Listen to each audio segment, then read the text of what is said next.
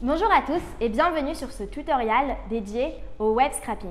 Nous allons ensemble voir la théorie et puis la pratique via une application simple et accessible à tous sur Python.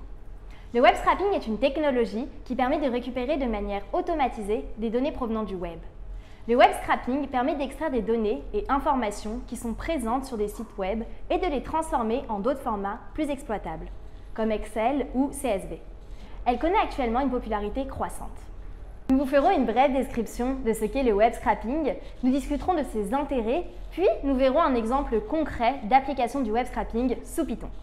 Le web scrapping possède de multiples intérêts et est utilisé dans divers secteurs.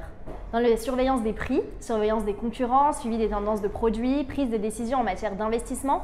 Dans le secteur de l'immobilier, comprendre l'orientation du marché, estimer des rendements locatifs, évaluer la valeur des biens.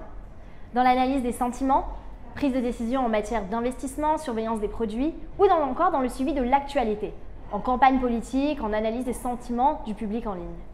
La liste des choses que vous pouvez faire avec le web scrapping est infinie.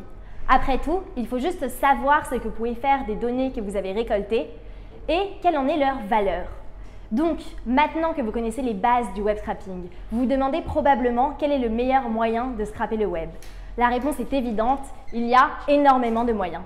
Nous allons voir ensemble une application simple qui ne requiert que en base le langage Python. Dans notre formation, nous détaillons plus d'applications, notamment avec la librairie Beautiful Soup, qui nécessite une maîtrise de base d'HTML et du CSS. Retrouvons-nous maintenant pour une application du web scrapping. Nous présenterons dans cette vidéo une méthode sous Python pour faire du web scrapping sur Google. Elle requiert l'utilisation du package Google Search.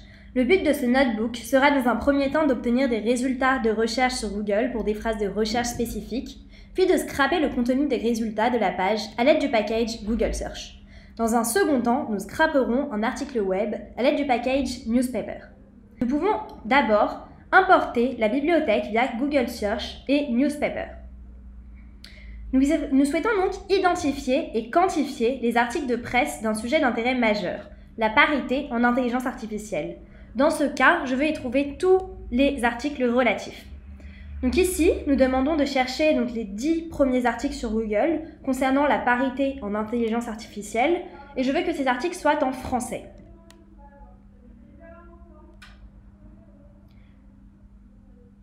Nous avons ici les résultats de notre requête qui nous montrent les 10 premiers sites URL de parité en intelligence artificielle. Maintenant, nous pouvons utiliser ces URL pour scraper les sites web qui sont retournés. L'exemple que nous allons suivre ici est issu de l'article qui revient en premier, donc parité en intelligence artificielle, un enjeu clé, de notre site datascientist.com. Nous allons maintenant voir des techniques de web scrapping destinées aux articles en utilisant la bibliothèque Newspaper. Maintenant, pour scraper les URL renvoyées par la recherche Google, vous pouvez simplement faire ce qui suit.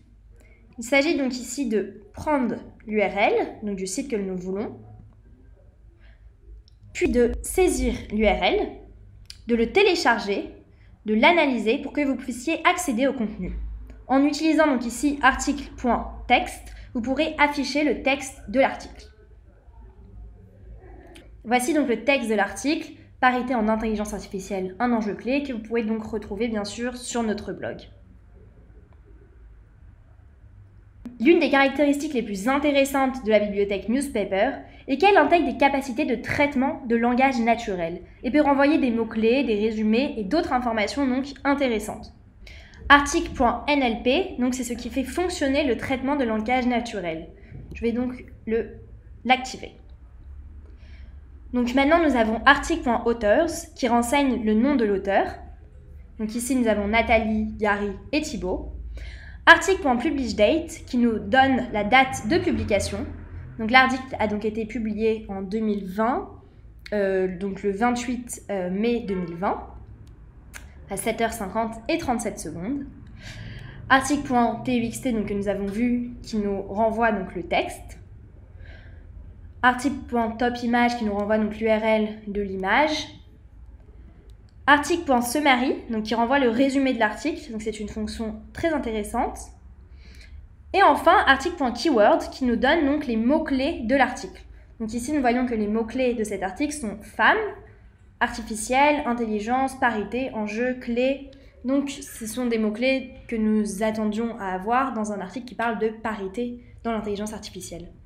Nous avons donc vu un exemple simple de web scrapping qui est bien sûr accessible à tous, qui ne requiert que simplement de base de Python. Je vous invite donc à suivre notre formation, notre module web scrapping, qui lui explique plus en détail le web scrapping via la bibliothèque, donc Beautiful Soup notamment. J'espère que cette vidéo vous a plu. Je vous invite donc à vous abonner à notre chaîne YouTube et à regarder notre blog datascientist.com pour plus d'informations sur la data science.